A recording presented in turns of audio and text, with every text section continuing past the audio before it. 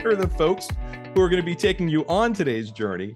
We have Susan Richards, founder of Sapient Insights Group. We have T. Thorson, co-founder and leadership catalyst of Lathos. And last but not least, we have our friend Emmy Claggett, who is co-founder and leadership catalyst of Ethos as well.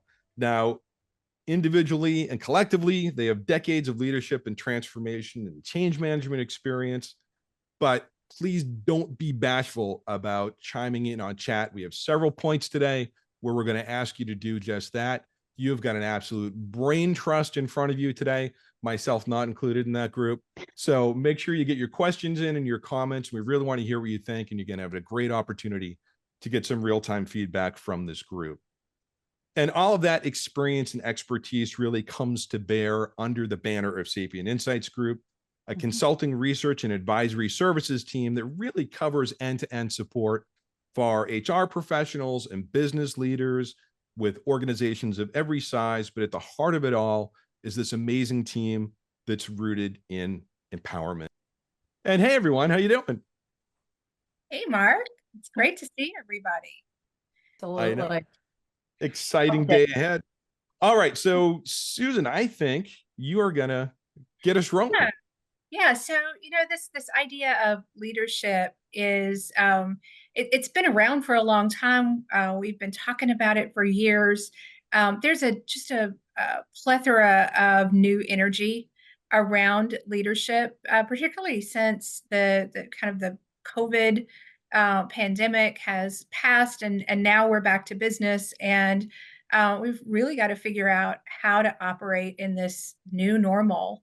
And without a great deal of formal leadership programs in place, we're kind of in that do-it-yourself mode of leadership development, and really strengthening our leadership capabilities. There's a ton of material out there. Lots of assessments, lots of models. There are tens of thousands of models out there, and lots of books I love to read. And just a quick check on Amazon, something in the neighborhood of 60,000 titles. But they all bring really important concepts forward. You read the books, you learn the leadership principles, the characteristics, the skills, and all of that. And it's a great checklist. But if you don't actually put it into practice, where you go and say, okay, can I use this in an effective way for a specific situation? You got to connect those dots between your beliefs, your actions, and your impacts.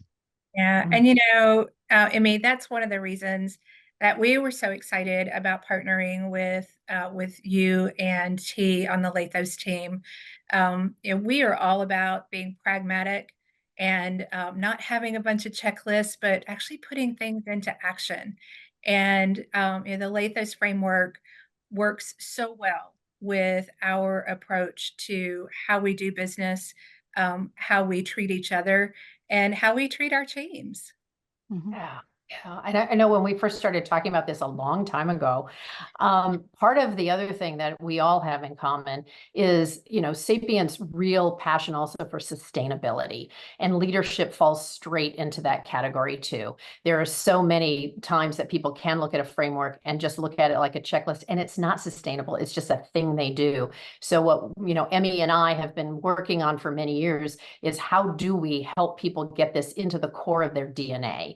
And that's, in a way, when you think about it, if everybody really internalized what's important to them as leaders, how they show up and the impact they have in their teams, think about the momentum that can happen. And isn't that what companies are here to do, right? In order to have profitability, in order to have deliverables, you need people.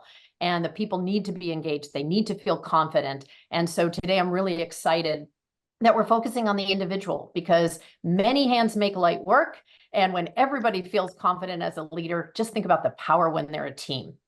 And as people can see on this one, this is not a list of skills, so to speak. This is how leadership at the brilliant level shows up. You all can read it as much as we can, but as we've said oftentimes, ultimately being a catalyst for a great culture is the ultimate goal, along with inspiring leadership in others. Because if we don't create that ripple effect, we're all just working in siloed areas anyway. And so I guess, you know, again, a lot of this we'll be talking a little bit about today, but I'm wondering, you know, what people think about this really. A couple of things that we got back. I thought this was a really interesting one. How do you rebuild a damaged team? From a leadership challenge standpoint, how do you make strategic decisions on the next investment in our business, especially if you're a bootstrapped or a lean organization? You know, how do you get managers to own the people messages? That's so huge, right? It's ties directly to authenticity that we've been talking about through this entire series. So some really interesting stuff there. Folks, as you put in your questions or in your chat, we'll read them out as they come up. But yeah, I mean, let's riff on that a little bit. Like, how common are some of those challenges, and what are some of the other ones that you're seeing? Yeah, well, I'd say that another piece that's as important also is, as we've noted here, living that integrated life, because the challenges can be at work, but you can also have challenges that are work-oriented that you bring home too, right? And that impact who you are, how you show up. So that's another component. I would say that, you know, the struggles with teams, oftentimes it is how intentional are you with how you're communicating? How open are you to having those tough conversations that might not be the ones you want to hear, and you need to listen to them because you learn from risk and failure. And if you There's all, if oh, we go reach on. back if we reach back to some of the topics that we talked about in previous sessions, you know, at the foundation is trust. So how do you rebuild a damaged team? It starts with rebuilding the trust. And it's not trust at the team level, it's trust at the individual level.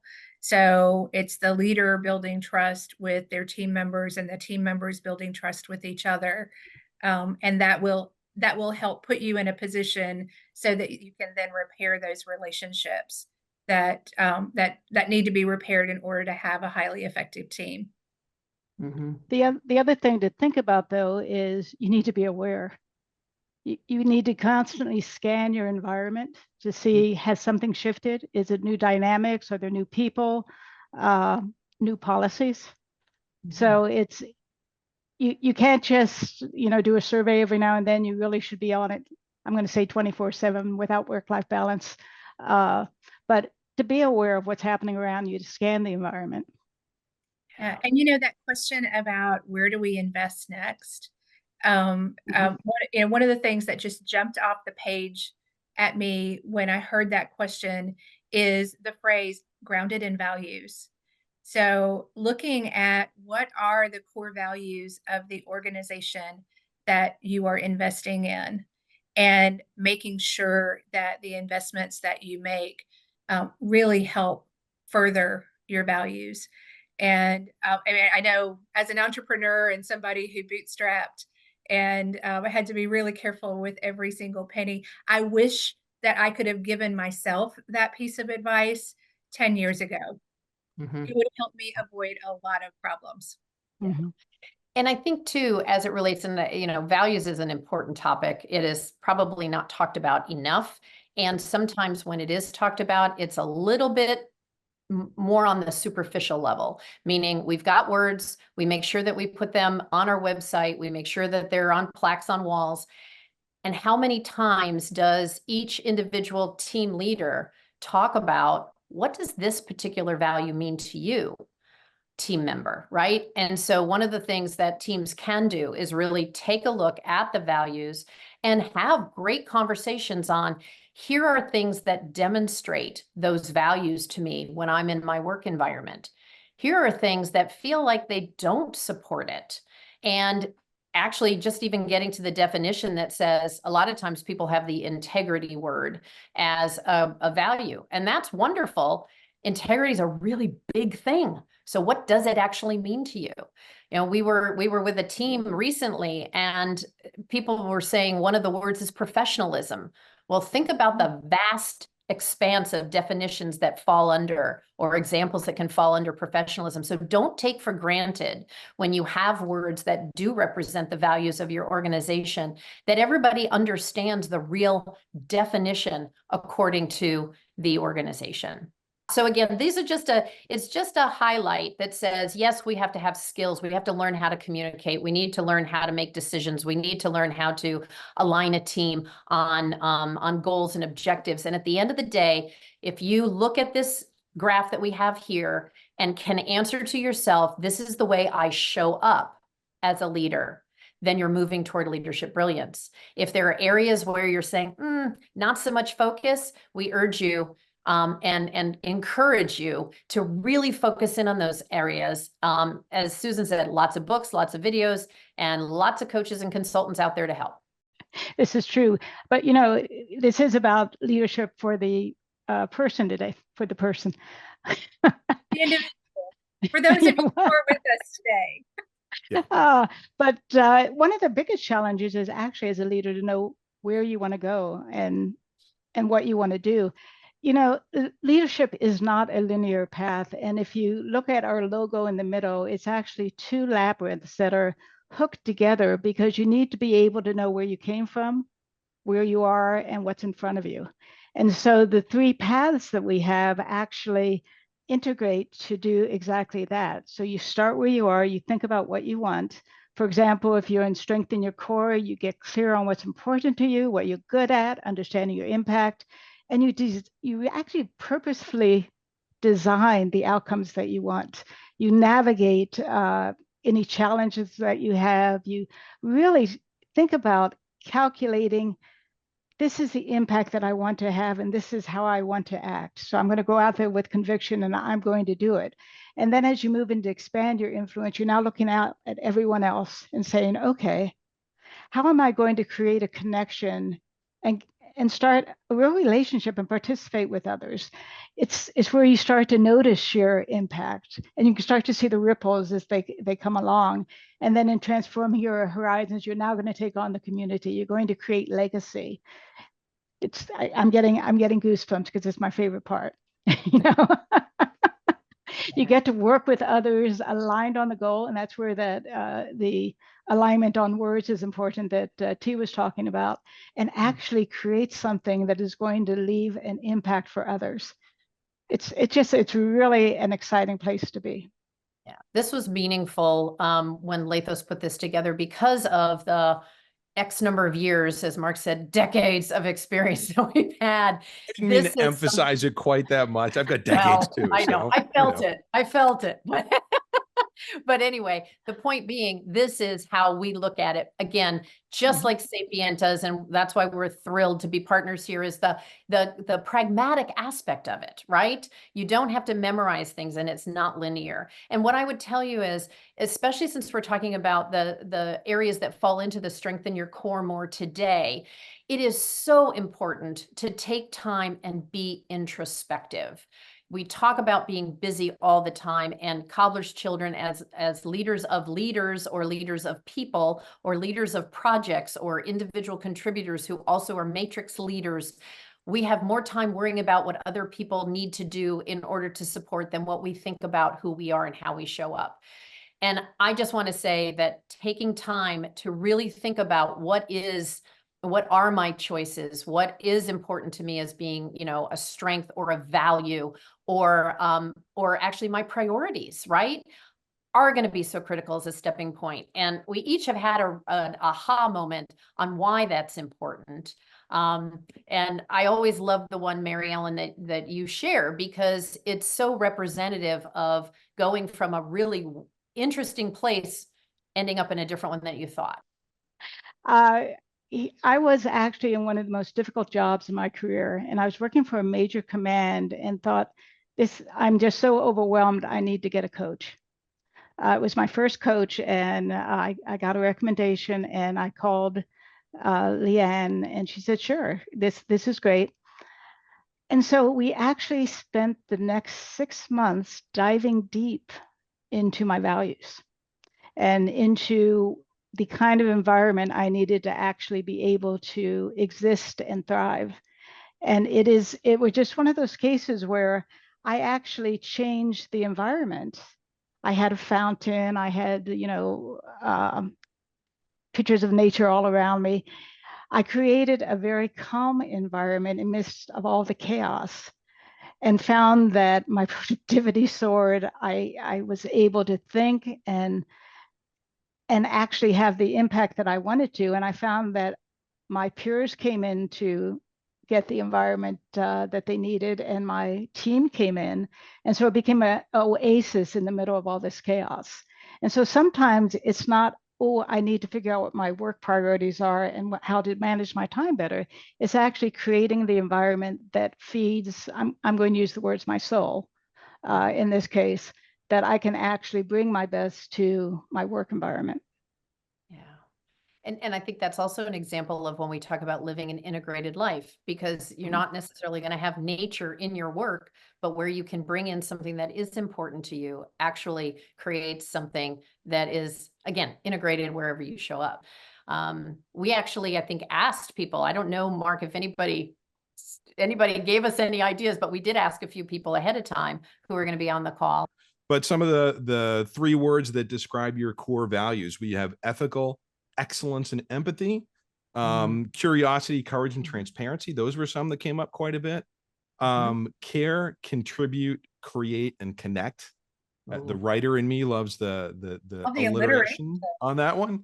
But yeah, I mean, it's interesting that they're different, but they're all variations on a theme around, you know, like the goodness of humanity, right? Like, how do you bring that out in your business? How do you bring that out in your team? And like, it's, you know, it's kind of a reflection on the golden rule, right? Like, yeah, because here's the thing, right? There's no right or wrong to a value.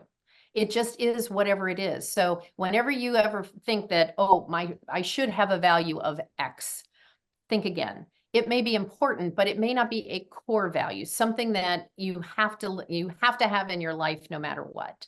And we spend a lot of time with folks, both individually in coaching as well as workshops. You know, we have this favorite phrase of values are what makes you tick, and they're what ticks you off. Because when you have something that you hold dear and it isn't served either by yourself or by others knowingly or unknowingly, you can actually get triggered. And so that's where it's important to understand, because your reaction has an impact on others. So you get that do loop going on if you're unaware of why something upsets you. And your values can change over time too. What's important to you in your 20s may not be quite as important to you in your 50s. So it's okay. Some core values will be there always. You know, fairness or truth or caring might always be there. Security, for example, might be really important to some people early on, but not so much later, or vice versa. And then we also want to highlight that from the way that the 3 of us look at values, it also has a really personal definition too, that might not seem on the surface to be quote unquote, oh, I didn't see that on a list. And we talked a little bit about this. So, you know, Susan, I know there's one that's really important. So would you mind sharing yours and Emmy yours, and then I'll kind of wrap it up, just to give people the idea that there's a lot of things that are values. Yeah, so anybody who knows me knows that the quickest way to my heart is take me to a concert. And it doesn't matter who's playing, but as long as it's live music. And you also know that that when I am in a bad mood, if I can turn on some music, then it absolutely brings joy to my soul. And it took a while for me to embrace the fact that music is one of my core values. And I now think in song lyrics. Yeah, it's like my life is a song, whether it's a good one or a bad one or a sad one or a fun one. And then to also share one of our core values from Sapient, one of our core values is fun. You know, we like having the gravitas and being those wise people that everybody comes to. We also love to have fun, and that really is a core value for us. And you know, it's a little different. It's a little out there. I love it. Can I? This might be a good point to jump in with our one of our questions that came in. Sure. So I think this is along the lines. So Joseph asked, how should a manager handle a frolic team while also bringing out a best workplace environment? And I'm thinking that Joseph, I apologize if I'm misinterpreting your question, but like, how do you create that fun environment and that kind of lightness and joy, yet still keep on the tracks and get things done. Yeah. Yeah, I think it's important to understand what it is that brings joy to your team, and to bring that out in the workplace as much as possible, in balance with getting the work done. It is so much easier for me to send lunch or dinner to my team members if I know we have just accomplished a big goal. It is so much easier for me to take everybody out to a fun event, a concert probably, if we have just nailed a presentation or just won a big project.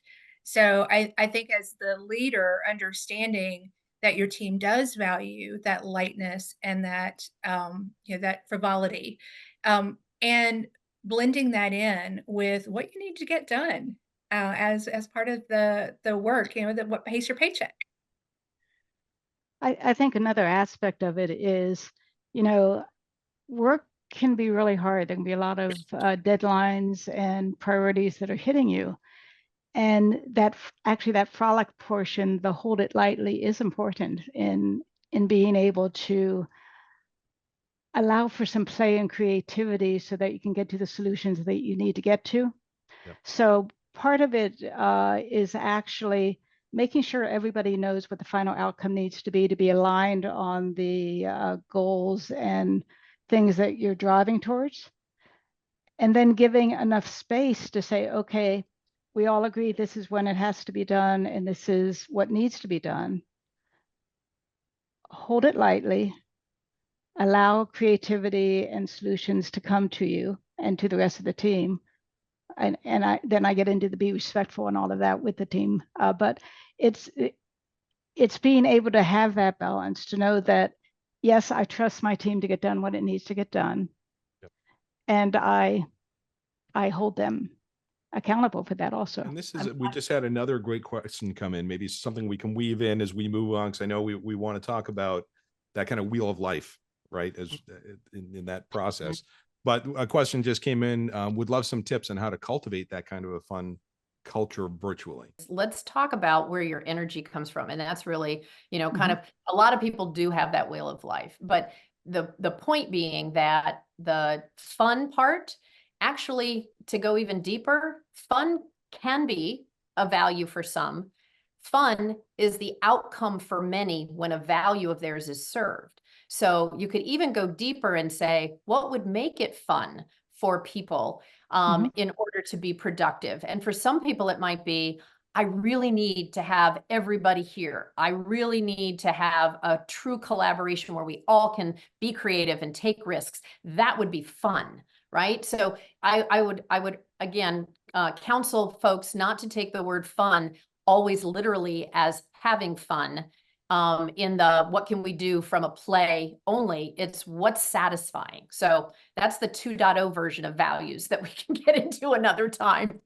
Great point. But yeah, energy. And I think Emmy and I, we talked a lot about this when we also looked at the Lathos Way. We actually created fueled engagement, which is a bit of a pun because it really is about a way of checking your engine and seeing how much gas you have, right? So when you look at this, I'm going to call it a compass. I like to think of it as a North Star. You see that there are time, wellness, confidence, connection, play, growth, presence, ease. And it's really important as you look at this North Star is how do you define each of these words? Because everybody's going to have a definition that's a little bit different. And so what you do is you look at each area, say, what does this really mean to me? And then say, how fulfilled am I in this area for both work and for life? Because they can be different. And then how much energy do I have to expend to actually have the amount of fulfillment that I have? So as you start to do this all the way through, keep notes because it's a lot. But you can start to see, where am I putting a lot of energy into something that's not fulfilling me?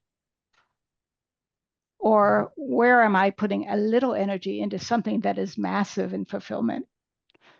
And you can start to gauge, what's different for me in these areas. What do I want to be more intentional about creating? What do I notice? What's difference between work and life? Because sometimes you can bring some of that into work or into your life for that matter, but you want to pay attention to the amount of energy that's being spent and where you want to be more intentional. I keep repeating that because that really is the key. Is, do I need somebody else to help support me? Do I need to be more intentional with myself, because this is about me? I can easily say to T, oh yes, you should do that.